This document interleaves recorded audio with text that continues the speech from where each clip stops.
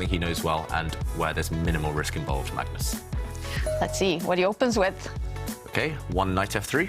Very solid start, one of my favorite moves. The Reti opening, very flexible as well. So not too adventurous here from Magnus yet. What will we see him play next? That's the big Rook G1. Knight back to G1. No. Magnus is not going to do that. He doesn't tend to experiment during these critical rounds. And here he's playing something very, very normal. Wow, it's Aronian, though, who's experimenting. Aronian nearly never plays the King's Indian defence. I've only seen him play kind of variants of the King's Indian if he's in must-win situations, which he is now. But is this going to be, I was going to say, is he going to capture the pawn because he just needs a draw? Capturing the pawn is a very good choice here if you only need a draw, because the main line that black can play is a perpetual. Yeah. So there are other moves that black can do, though, to keep the game going, but capturing the pawn is the obvious choice. I thought Lev might go knight bd7 instead, right, to avoid this. Ooh, but he doesn't. He doesn't. Yeah. OK, wow. You saw Lev there just kind of holding his breath, hoping that Magnus wouldn't go for a drawing line. Do you know this h6 move? Really fascinating, actually. Just recently, in the top-level computer encounters, this has been the move favoured by, I think, the latest version of Stockfish, with the black pieces. This move, an interesting little slant on the sharp theory that's out there in the King's Indian defence. Yeah. So it's just, yeah. I saw some fascinating tweets, maybe you saw the same, by Matthew Sadler, a big computer, I mean, grandmaster, but a big computer chess expert. And, yeah, he mentioned this, right? Yeah. I mean, it looks so bizarre. It looks like you're fighting for the centre, you're slightly cramped with black, and then you just take a time out to push a pawn on the side of the board. But, yeah, it's a decent waiting move. It always stops White's dark squared bishop from coming out. For example, if we do see an exchange of pawns in the centre of the board, White would love to develop his dark squared bishop out to the g5 square, but black keeps that one under control. Magnus is surprised. Yeah, I'm surprised he doesn't know about this move, actually. You know, we've seen it. He needs to follow Matthew Sadler on Twitter. Yeah. That's what he does. He needs to do to be aware of these things. I think we should all go over right now and follow him, because some real nuggets there are all about computers and their recommendations. Totally agree, right? I mean, totally, yeah. His stuff is great. So, yeah. I suspect that Magnus does know, though, and he's just simply deciding what to do. And I'm surprised at this choice because, yeah, you know, I'm sure computers will love it and it does take space in the centre.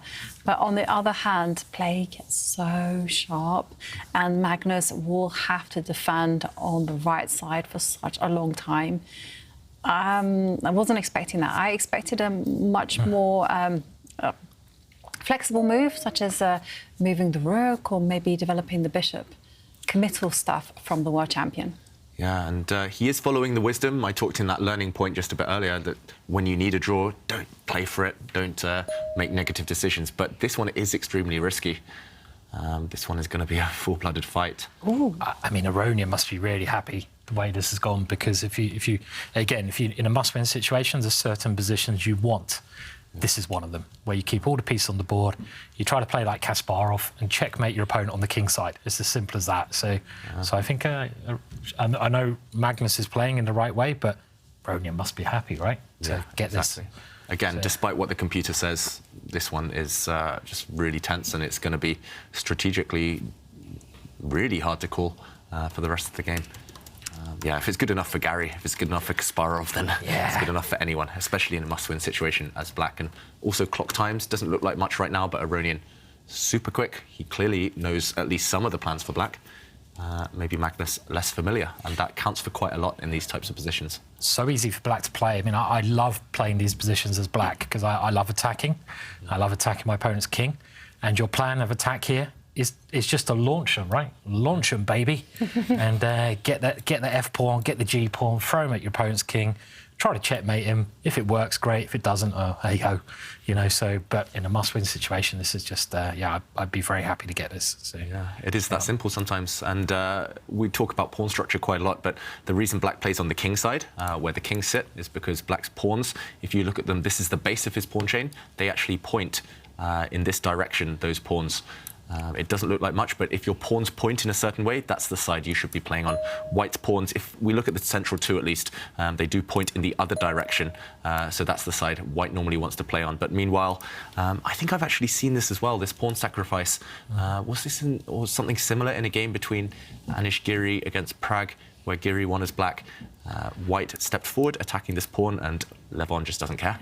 He steps a pawn forward and does win this guy. Yeah, we saw something very similar, not exactly this, but there I remember that Anish just destroyed Pragnananda and winning on demand with the black pieces.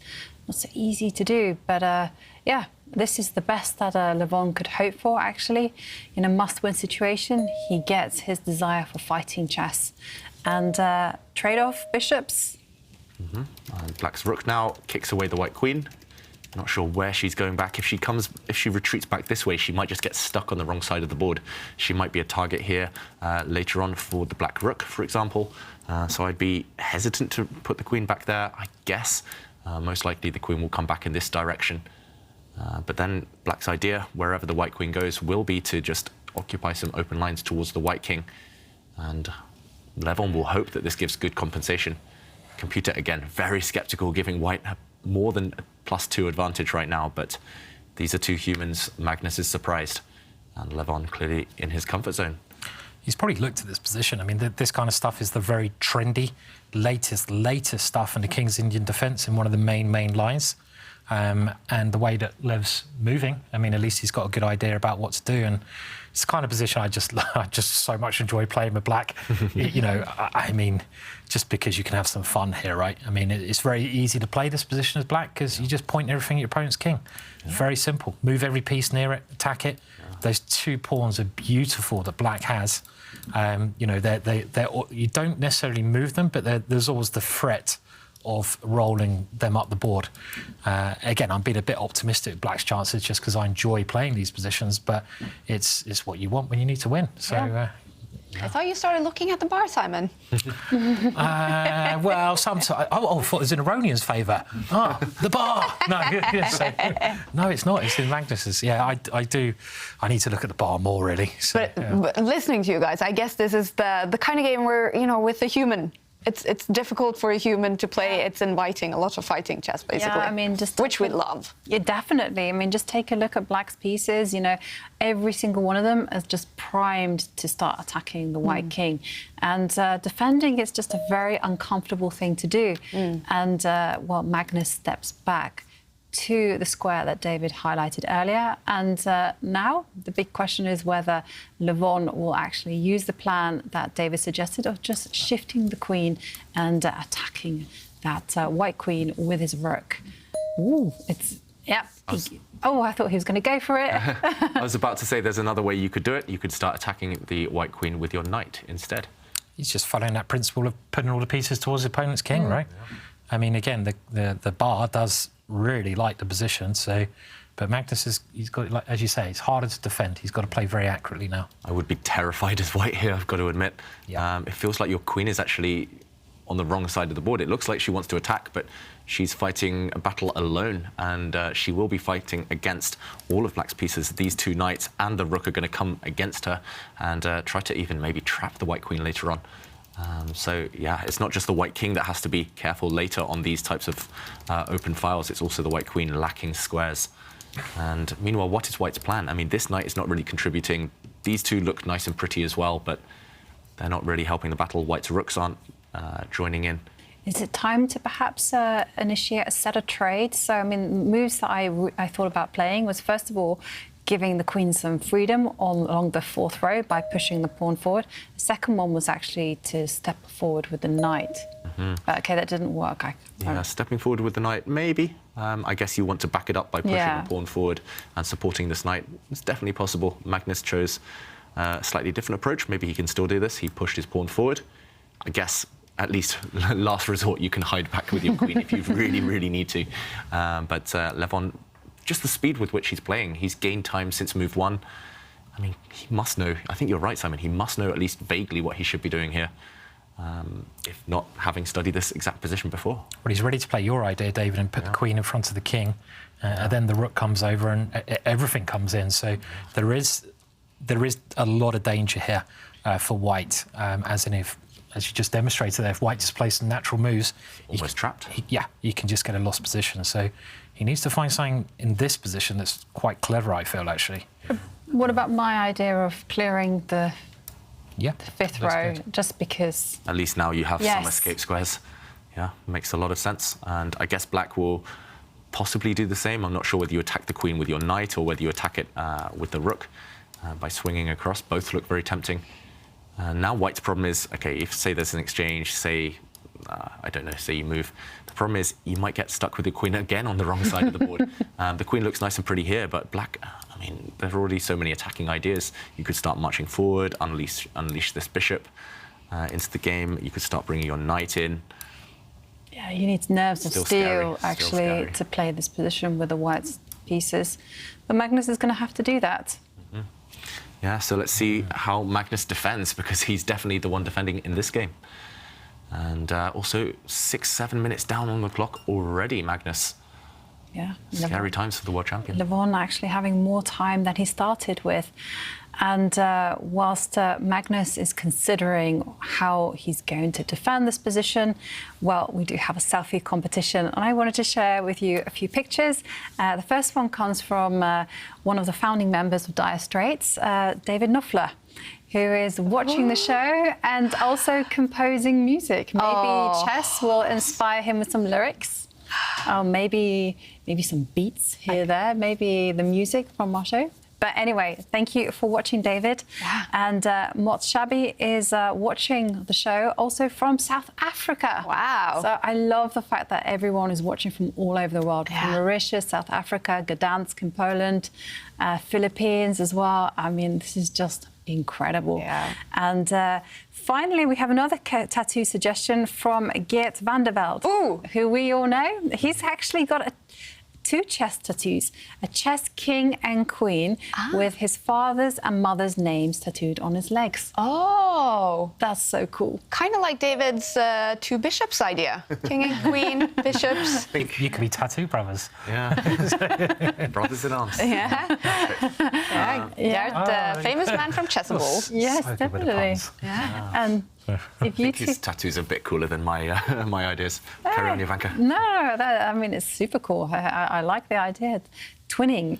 And if you two want to enter our selfie competition for a chance to win the Air Things View Plus, then remember to tweet your selfie using the hashtag #ChessChamps. Absolutely. And I have to say, I get a little starstruck when I see, because we've seen them before, tweets from David Knopfler, the man behind Dire Straits. Very cool to have him interested in chess and following and composing music. Yeah, do we think we'll see Magnus in Dire Straits in this game? Because he'll be struggling. You're just too good today, David. It's impossible to keep up with these puns. I think he's going to go on the walk of his life. I mean, that was a walk of life. Yeah, Yeah. I like that song. It's one of my favourites. I agree. It's very nice. Meanwhile, he's moved his queen one square forward. It does feel like he's a bit... It just feels a bit stuck, this white queen. I'm really afraid for her safety long term. Very natural move for black to develop the bishop one square now, because you bring in some new threats there of chasing the queen again with the bishop and just getting the rook ready to play a part. I mean, this would be the, without thinking kind of move, wouldn't it, I feel? Simple and so, quite possibly strong. Yeah, I mean, there might be other options, but this is just a logical move to play. Move first, think later, that type. Yeah, which Levon's been doing so far in this game. And again, look at the time controls. I mean, the time, should I say, left. Magnus has half the time at Levon. I'm quite surprised he picked this opening, because he knows what he's got in store for himself by going into these kind of variations. And I don't think he was probably aware of that Matthew Sadler tweet. Yeah. Because I don't think he'd have gone into this if he knew about that idea Matthew Sadler made accessible to the public. Yeah, and there's so many all the top chess professionals nowadays, there's so many ways to prepare. I mean, when I was preparing during the Olympiad, I would use Twitter in a way just to prepare. I would use multiple websites online. Of course, you have to download, watch your check out your opponent's past games, but there are definitely hidden nuggets out there. Sorry, he didn't play this move. He played this one, queen to g7. So big threat now of the rook coming to attack the white queen. But yeah, Twitter is a very viable way these days to kind of find out opening secrets. People are regularly tweeting about their own games, about opening ideas, and it's a lot of nonsense out there as well. But, you know, but that's you've got to filter through. You've got to filter it. Definitely, you know, it's something to bear in mind. You've got to favourite those tweets that give those little golden nuggets of information. I'll tell you how I've been preparing. Actually, it's quite funny. I use my phone these days, and I play. So say, for instance, I'm playing with the black pieces in the game. I play with the white pieces, and I let my phone destroy me with the black pieces. And I just sit there, and it just it's so funny how phones, without even barely thinking, can just completely wipe the floor with you. They're pretty strong, aren't they now? Super strong. Yeah, I mean, they're stronger than Magnus phones. I mean, like much stronger in actual fact. And yeah, I mean, it's a great way. It's a great way to train, actually. Train your lines against a computer, or train the other way around, so you can see what ideas the computer can find that you wouldn't think of. And often I would actually. David's going to hate me, but, you know, I had like a game that David maybe played because he was playing this particular opening that I was preparing. And then I'd be like, okay, David played it like this, but my phone is actually playing it in a slightly better way. And or are you actually just preparing for that big game against David when you get him, you know? So you're like, actually, I'm trying to, well, I would have to be using his opening, so what can I do? Right, yeah. You can catch me out one day if we play against each other. Yeah.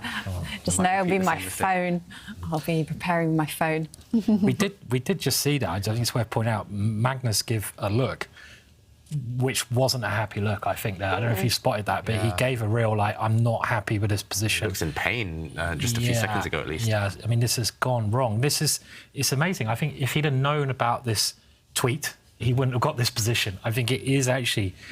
Knowledge is key. I mean, information is king, right? So, and nowadays in the chess world, and you can, I mean, gaining information in the chess world, you can take big shortcuts. You know, you don't have to do the work yourself nowadays.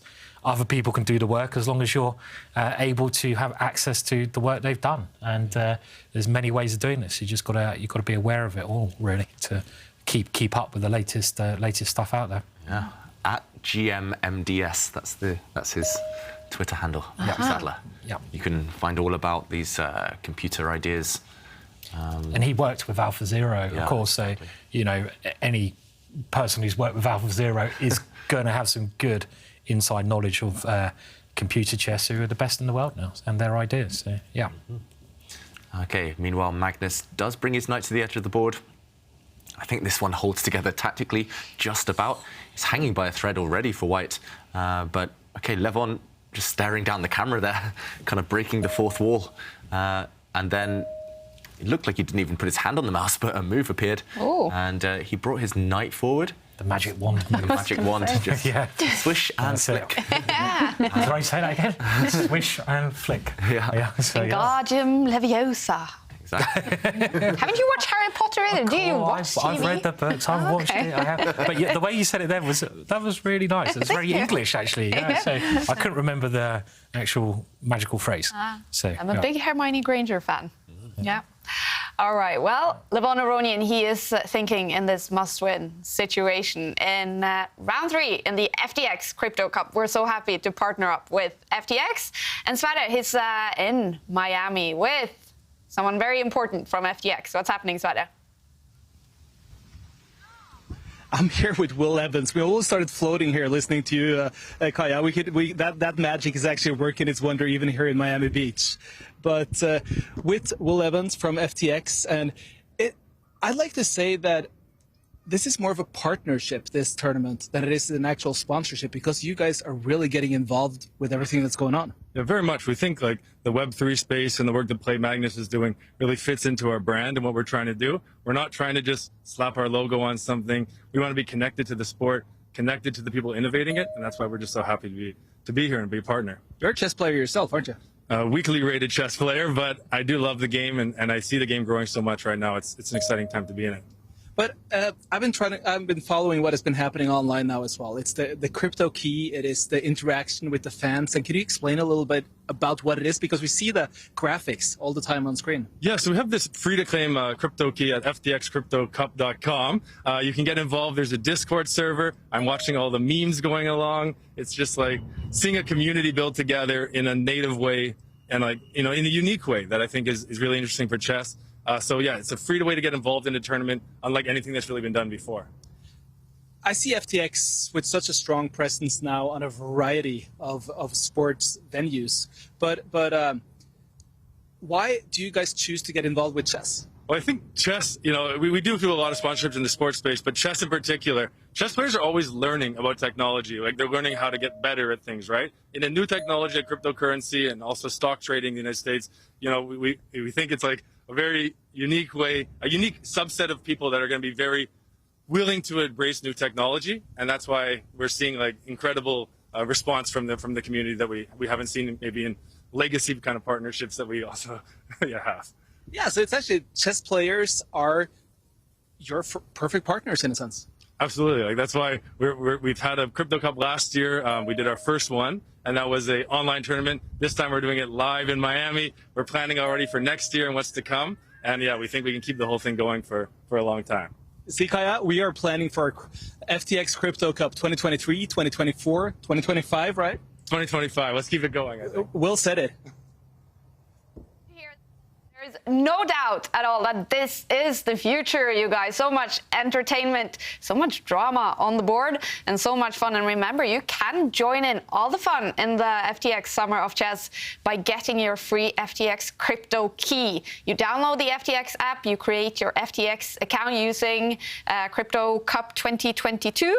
And you join our Discord community for a chance to win a bunch of prizes. There's actually $100,000 worth of prizes up for grabs. So go ahead and join in for all the fun, all the content, all the competitions. Levon Aronian, he is fighting hard now in the FTX Crypto Cup. He has to win this game. The bar has been swinging during this interview with Will. What's happening on the board? Some massive developments, Kaya, and we have to jump straight in. We have to show what's been happening because Magnus, the world champion, has given up his queen. We left the position around here. White's queen was in big danger, but here, Levon Aronian, I have a feeling he should have pushed his pawn forward to stop what Magnus has just done. Instead, Black jumped in with his knight, threatening to trap this white queen, and Magnus just didn't care. He pushed his pawn forward, and after an exchange, here he allowed a double check, a discovered check, all sorts of ideas now along this line. Magnus did once say to me that he loves allowing discovered checks because they're so counterintuitive. Here, the black knight jumped forward, white's king hid in the corner, and we got to catch up with the moves, but the white queen now under fire. It didn't even move. Magnus gave up his queen just by capturing the black knight in the center, and after the queen fell, suddenly he took back, and a big threat on the board. The white rook just wants to slide across and pin the black queen, regaining the material with interest, and Levon moved his queen out the way, and the knight drops back. And just a couple more moves have been made, and here Levon is fighting on the other side of the board. The current material is a queen for a rook and a knight, and white has a pawn, so it's actually level material, but it's more about the fact that white has so many pieces, the volume of white's pieces, and what a move this one is, pushing a pawn forward. Yeah, I mean, the knight, the bishop, the rook, they look dominant. The rook's coming in soon. What's the idea behind this one, though, if black just takes this pawn off? Is he just trying to keep the position closed and bring his rook in or something? I mean, that's the only thing I can think of, trying to deny black any open files for his rook on the other side of the board and keep control. Well, I mean, in the end, Aronian decided not to do that, but the question now, in my eyes, is can you shut that bishop down and just keep black's pieces out of the game? I mean, this move looks so obvious to play. I guess the knight is maybe hanging on the edge of the board. Oh, yep. But you're right, Simon. I mean, if you can get this move in, if you can lock down this black bishop, it's at some point super strong. And I think we saw it just flash up on the screen temporarily, but white's best move was the white knight jumping back, at least according to Stockfish. And yeah, it looks like this is a monster threat now, Simon. The one you mentioned, if black, for example, takes a timeout, okay, he does stop this, but then this bishop would be kicked back to its starting square. The bishop, terrible piece, just like we've seen earlier today in some games. The rook blocked in as well. And the problem is for Black, there's an attack brewing against his king on the open file. Beautiful stuff. This is, I mean, every move's just flowing by Magnus. He's barely pausing. Yeah. I saw earlier when he was interviewed and he was asked basically it was your kind of position and it was a more like tamer game, and he basically said, well, I don't really know what my kind of position is, and he's proving that here. His kind of position is any kind of position, right? he can play these dynamic, crazy positions so well, and people tend to forget that because he can play endings so well. But that's why he's the world champion, right? He can play everything incredibly well, and he took his opportunity here, and Lev didn't take his opportunity. I heard a quote about Magnus that he's like the only person in the world that understands how to trade pieces. And I was like, OK, well, I'm sure there are more people. But then when you see something like this, you're like, OK, he understood instinctively. Like, he didn't even bat an eyelid. He just gave up his queen for the rook and knight and was just like, right, my time now. And you see how, as Simon points out, he's just making every single move almost instantly.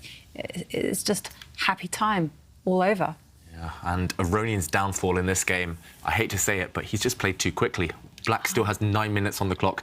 Earlier, when he made those massive decisions when he was trying to trap the white queen, he had 3 or 4 very good moves, but he was just rushing. He still had, at that time, 12, 13 minutes on his clock, just investing 1 extra minute, 2 extra minutes, and I think Levon would have found a better continuation. But now Magnus, again, it's just that multitude of pieces. White is attacking with his whole army right now, the 2 white knights, the 2 white rooks, the white bishop. I mean, there might be a force win. I'm just seeing knight takes bishop and the rook comes in.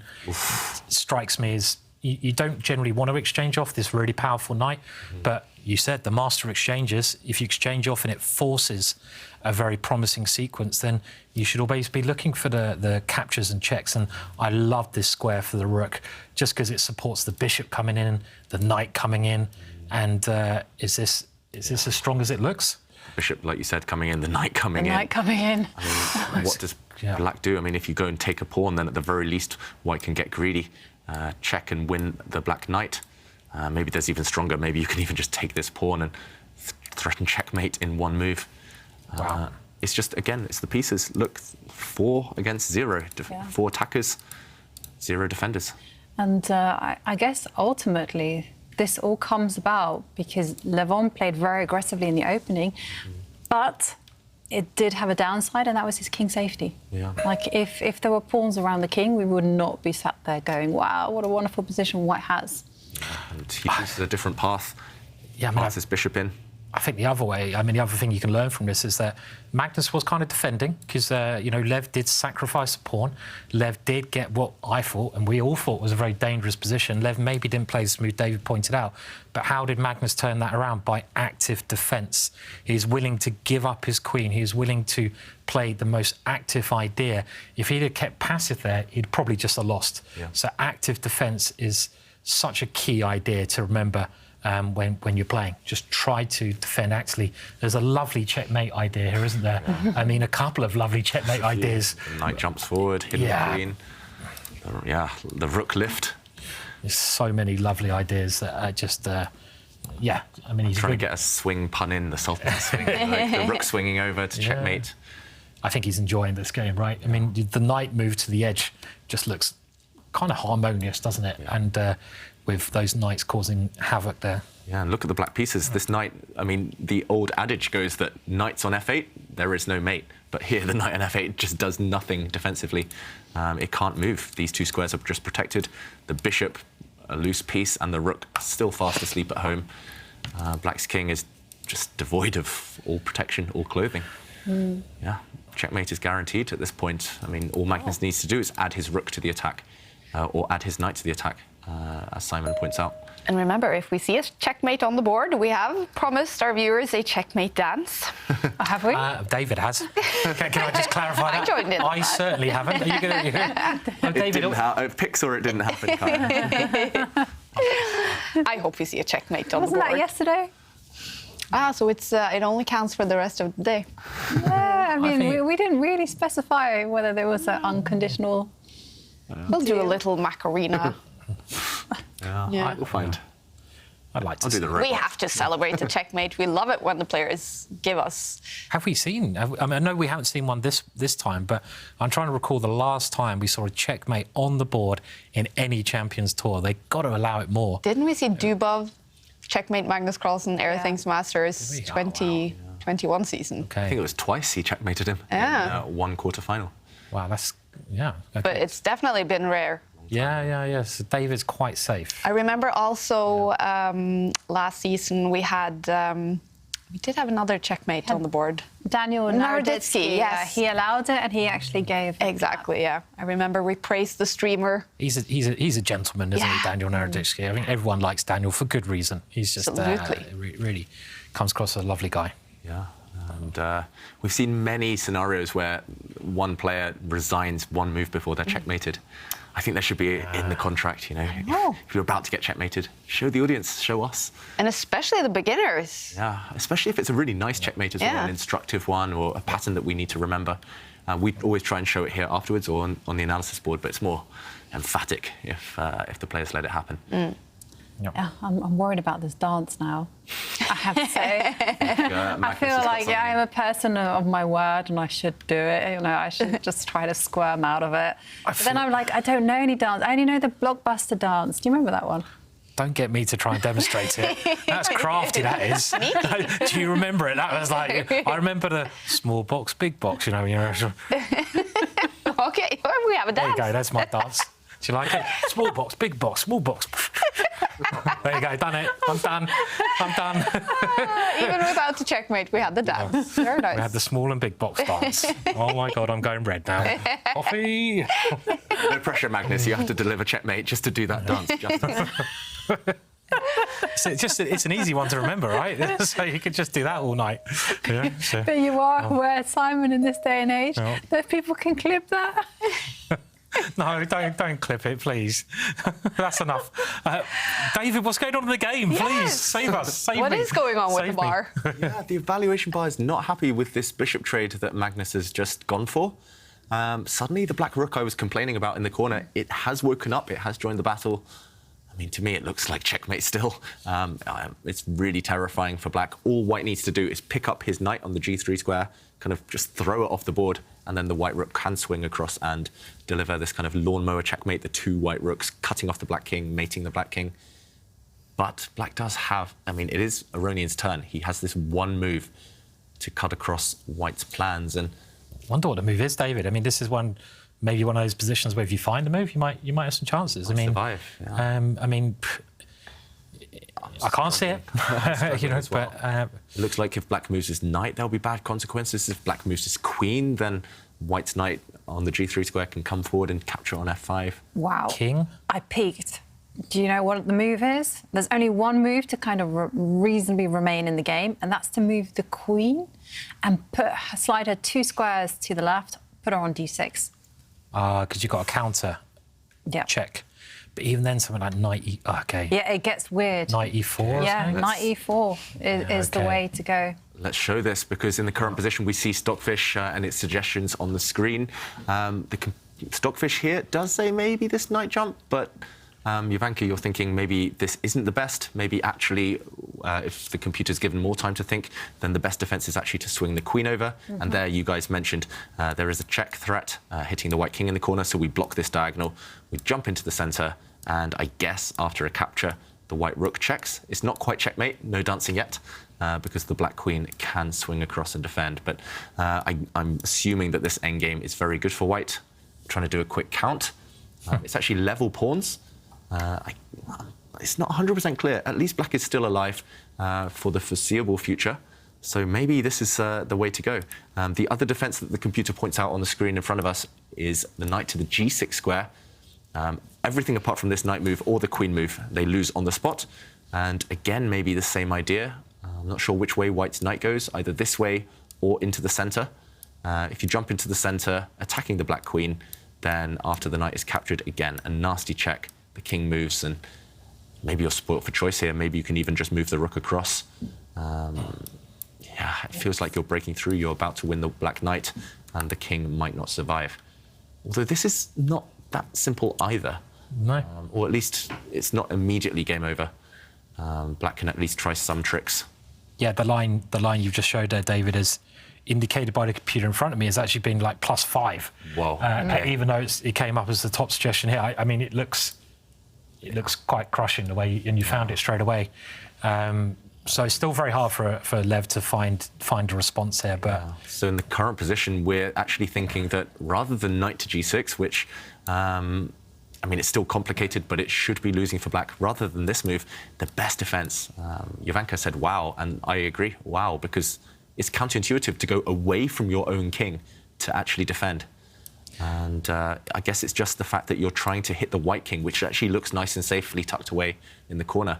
That's why it's so hard to find. You want to take this pawn with a check, and maybe you force white to go in for this idea of swapping off pieces. Sorry, David. Even there, I was thinking instead of the knight coming in, is there a knight f7 after pawn takes? I mean, just you have to calculate that as well. And he's gone for knight g6. He's gone for the knight move. Okay. Yeah, so you're right, Simon. Maybe this is one idea for white, threatening to come across and deliver checkmate. Still mightily complicated, but instead he did jump with the knight. And okay, Magnus didn't go this way. He went the other way. Does this give black any chances? It is a double attack. You're hitting the queen and you're hitting this knight. But where can the queen run to? Well, you have to save the black queen. The queen is actually moved to the h4 square. Well, I was thinking rook h3 is nearly... Is it... I was like, rook h3 is like my first thought, but I haven't calculated it at Give all. away the rook. And after the black queen is distracted, knight f6 is the idea. And trying to get some... Because perpetual is good enough. Yeah, exactly. That's why I was thinking, but I don't know. This kind of stuff was... still super complicated here. Super complicated. I mean, if the black king goes into the corner, Yeah. Yeah, maybe you can take this one with your rook, and the checkmate is coming. And okay, sorry, David, there's big things going on. Yeah. Whoa. Big things. Massive things. Okay, we have to go back to the players now because we're about to see a draw. We will explain this later, and we were about to see a draw by perpetual check. Massive drama. Magnus was about to tick under the minute, the bar going back and forth. He only needs a draw. And it is going to be a draw, nothing else to do, and Magnus clinches it. What a game. And did we see a handshake? But it is a match loss for Levon Aronian, losing one game.